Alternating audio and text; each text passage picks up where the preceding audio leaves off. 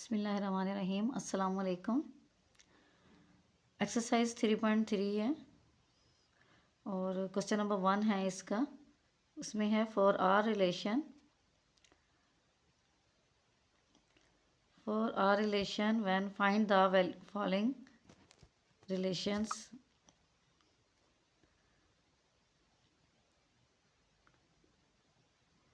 Find the following relation in a, state the domain and range of each relation. Domain और range find out करनी है। Domain और range के लिए क्या होता है कि अगर हमारे पास रिलेशन, जिस तरह से ये सेट का चैप्टर का नाम ही है सेट एंड फंक्शन, तो ये फंक्शन वाली चीज़ें आ रही हैं। इसमें जो है ख़ास तौर पे रिलेशन में क्या है कि हमें दो सेट के बीच में आपस में रिलेशन बनाना होता है। तो बनाने का तरीका ये है कि उन दोनों को इस तरह से मल्टीप्लाई कर दिया जाता है। मल्टीप्लाई होता नहीं है, बस मल्टीप्लाई का साइन लगाते हैं, उन दोनों नंबर्स को कॉमा लगा के उसके नंबर 1 बाय 1 लिखते जाते हैं, ऑर्डर पेयर में लिखते जाते हैं। तो इसमें जो है एक ही सेट दिया हुआ है। अब एक सेट का दूसरे हमने दो रिलेशन बनाने हैं, यानी दो सेट लेने हैं। तो अगर एक ही सेट दिया हो तो उसी को उसी के साथ ही कर देते हैं। Find the following relation in A में कहा हुआ है। अगर एक और सेट बी दिया होता तो ए क्रॉस बी कर देते हैं। ठीक है। अब इसमें क्या है कि ये अभी चीज़ पहले नहीं है, ये फर्स्ट पहले तो मैंने क्वेश्चन लिख दिया है, लेकिन ये है कि अभी पहले रिलेशन ही बनाना है। रिलेशन बनाने के लिए क्या करना है कि ए क्रॉस ए के तमाम एलिमेंट्स लिखे और फिर उसके बाद दूसरे फिर दोबारा ए के ही एलिमेंट्स लिख दिए। ठीक है। अब इधर से फर्स्ट एलिमेंट इसका 1 ले लेना है हमने। 1 के साथ 1 इसका पेयर बना दिया, ऑर्डर पेयर इसको कहते हैं। ठीक है। ये 1 के साथ 1, फिर 1 के साथ 2, 1 के साथ 3, 1 के साथ 4, फिर हमने 1 1 1 2 1 3 1 4 कॉमा लगाना है और ये ब्रैकेट लगानी है। इसका मेथड है। अगर इसमें से कोई भी मिस्टेक की या ब्रैकेट चेंज किया तो ये रॉन्ग हो जाएगा, इसका मेथड रॉन्ग हो जाएगा।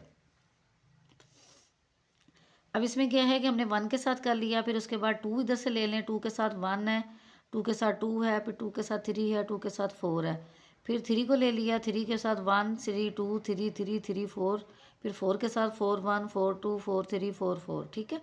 ये सारी वैल्यू बन गई। अगर आप देख लें तो इसमें कि आपको कितने बनेंगे, ये यहाँ पे 4 एलिमेंट है, इधर भी 4 एलिमेंट है, तो 4 4 द 16 होते हैं, तो ये 16 बनेंगे। 1 2 3 4 5 6 7 8 9 10 11 12 13 14 15 16, ये 16 बन गए। अब फर्स्ट क्वेश्चन में उन्होंने कहा था कि x comma y such that y equal to x, यानी कि इस रिलेशन के अंदर जहाँ पे एक्स और वाई दोनों इक्वल हों। तो कहाँ कहाँ पर इक्वल है, इसलिए हमने इसमें रिलेशन में R1 लिख देना है। इसको नाम, इस रिलेशन का नाम जो है हम इसमें से चुन के जो वैल्यू लिखने लगे हैं इसका नाम R1 है, क्योंकि क्वेश्चन के 4 पार्ट्स दिए हैं। इसका नाम R1 रख दें, दूसरे का R2 रख दें, फिर R3 रख दें, R4 रख दें। तो चाहे ये कैपिटल में दे लें, चाहे स्मॉल लेटर में ले लें। ठीक है। तो ये R1 ले लिया हमने। R1 अगर एक ही पार्ट आ जाता है तो आप उसको, लाजमी नहीं है कि आप उसको R1 का नाम दें, आप R भी ले सकते हैं। ठीक है। अब इसमें दोनों इक्वल होने चाहिए, तो ये 1 1 2 2 3 3 4 4 ये सारे इक्वल हैं। तो ये हमारे पास रिलेशन बन गया R1 का। ठीक है। अब क्या है कि इसमें डोमेन निकालना है। डोमेन ये होती है कि जो फर्स्ट एलिमेंट होता है या फर्स्ट जो नंबर होता है हमारे पास इसका ऑर्डर पेयर का, ये हमारे पास 1 2 3 4, ये डोमेन R1 हो गया। और रेंज क्या होगी, सेकंड वाला 1 2 3 4। इनको बस तरतीब से लिख देना। सेकंड क्वेश्चन है। सेकंड क्वेश्चन में R2 में y plus x equal to 5, यानी x और y ये दोनों वैल्यूज़ जो होती हैं ना, ये इस तरह से लिखी हुई हैं। तो ये x होती है और ये y होती है। इन दोनों को प्लस करें तो वो 5 के इक्वल आ जाए। तो इसमें से कौन कौन सी वैल्यू है, एक तो ये 1 4 है, इसको प्लस करेंगे 5 हो जाएगा। और 3 और 2 ये प्लस करेंगे 5 हो जाएगा। फिर 2 और 3 प्लस करेंगे 5 हो जाएगा। फिर 4 और 1 प्लस करेंगे तो 5 हो जाएगा। ठीक है। अब ये 5 हो जाएगा। तो अब क्या है हमारे पास, बस इन्हीं को उठा के हमने लिख लेना है यहाँ पे। ये दोबारा हमने इसमें कैसे लिख लेना है, R2 में दूसरे रिलेशन में हमने क्या लिख लेना है, इसको 1 4, ये भी 5 हो गया, ये भी 5, इन दोनों को प्लस करें तो ये 5 हो रहे हैं। अब इनका डोमेन R2 निकाल लेना है। पहला नंबर 1 2 3 4, फिर रेंज में क्या होता है, सेकंड वाले होते हैं 1 2 3 4, ये 1 2 3 4 रेंज R2 होगी। ठीक है। तरतीब से लिख लें 1 2 3 4। और थर्ड वाला पार्ट जो है इसमें है थर्ड पार्ट में क्या है कि x plus y less than 5, ये 5 से छोटा होना चाहिए। यानी कि जो नंबर एक्स और वाई आप प्लस करें, तो ये देखिए, इसको ये ध्यान रख लिया करें कि इधर इसकी एक ही नोक है, ठीक है, और इधर दो नोक हैं, तो इसका मतलब कि 5 बड़ा है और ये नंबर जो है दोनों को प्लस करेंगे तो ये छोटा है, ठीक है। अब हम ऐसे नंबर ढूंढें कि वो 5 से कम हो।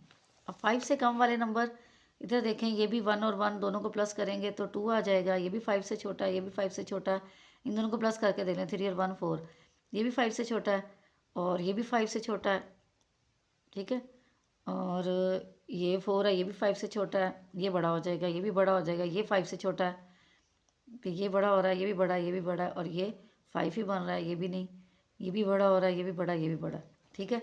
तो जो हमारे पास आ रहे हैं कि 5 से छोटे हैं वो नंबर देख लें।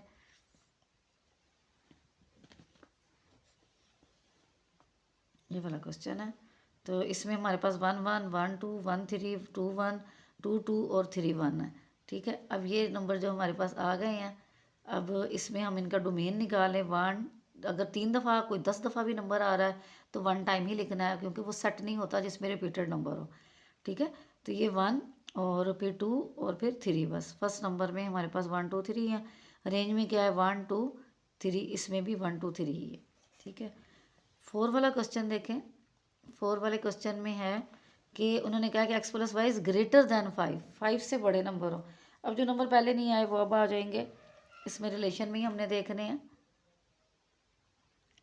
रिलेशन में देखेंगे नंबर इसके, हमारे पास ग्रेटर दैन 5 यानी बड़े हों 5 से।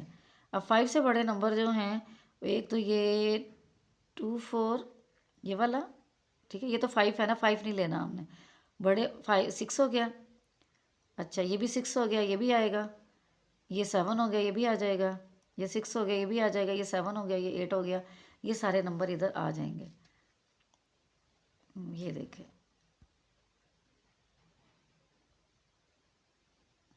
ये नंबर इधर आ गए। अब ये 2 4 3 3 3 4 4 2 4 3 4 4, ये आपने खुद उसमें से ढूंढ लेने हैं और उसके बाद इनकी डोमेन लिखनी है, यानी 2 3 4, बस यही है 2 3 4 रिपीट हो रहे हैं लेकिन है नंबर 2 3 4 है, और रेंज में भी यही है 2 3 4।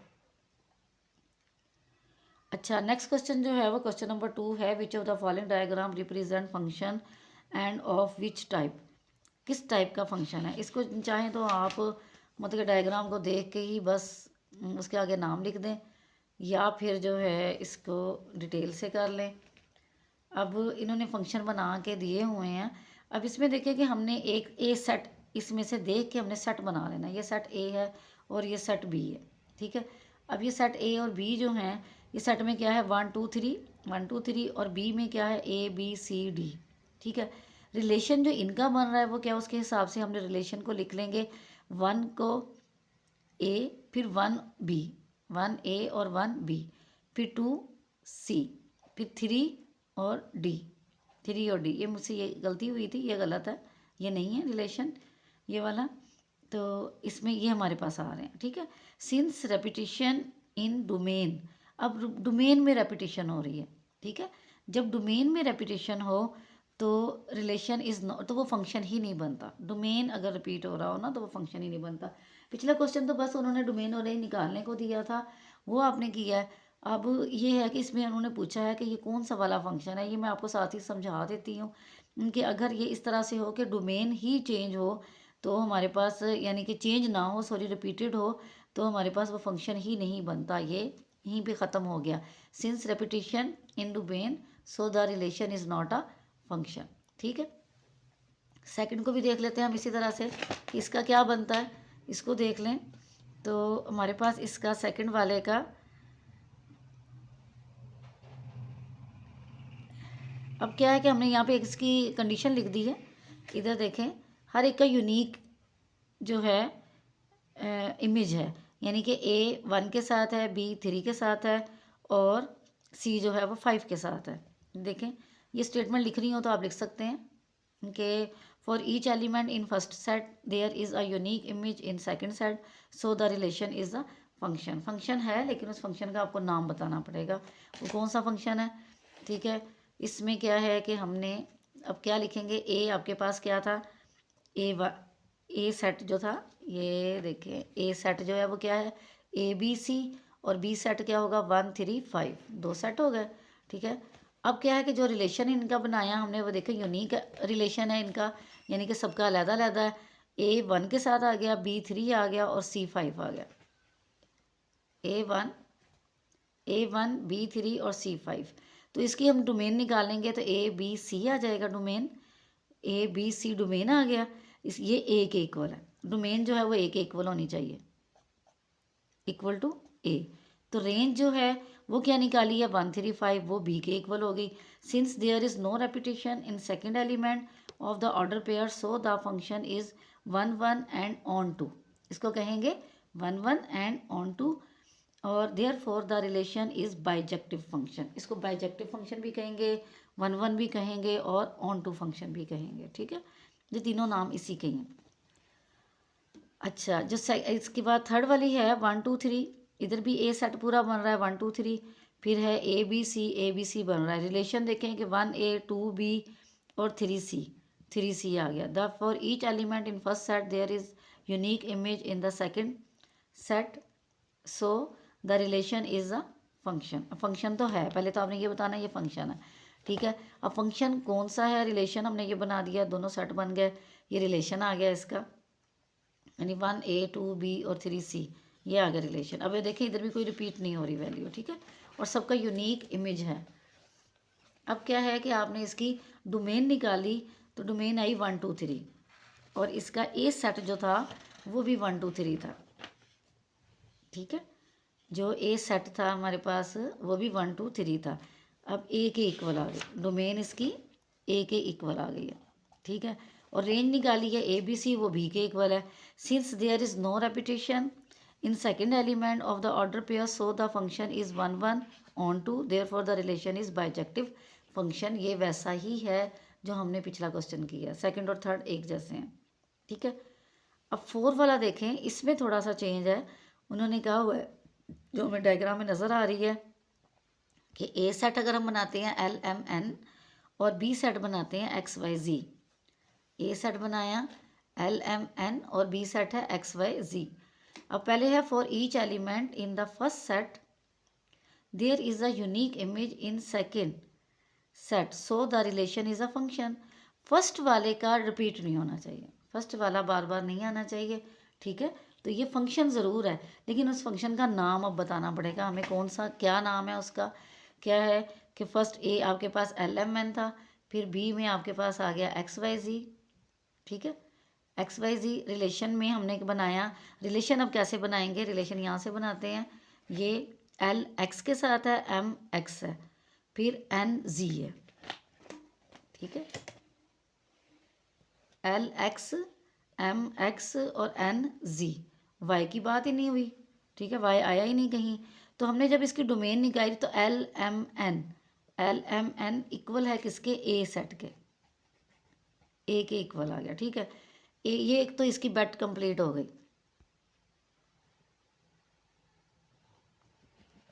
ठीक है, अब जो है इसमें हमने देखना है कि रेंज किसके इक्वल है। रेंज जो है एक्स और जी है, और रेंज जो है वो बी के इक्वल होनी चाहिए थी। अगर बी के इक्वल होती तो ये 1 1 फंक्शन हो जाता, ये बी के इक्वल नहीं है, तो इसलिए जो है does not equal to B इधर लिख दिया।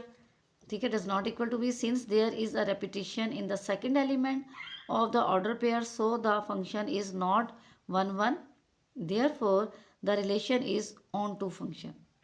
ठीक है, इज ऑन टू फंक्शन,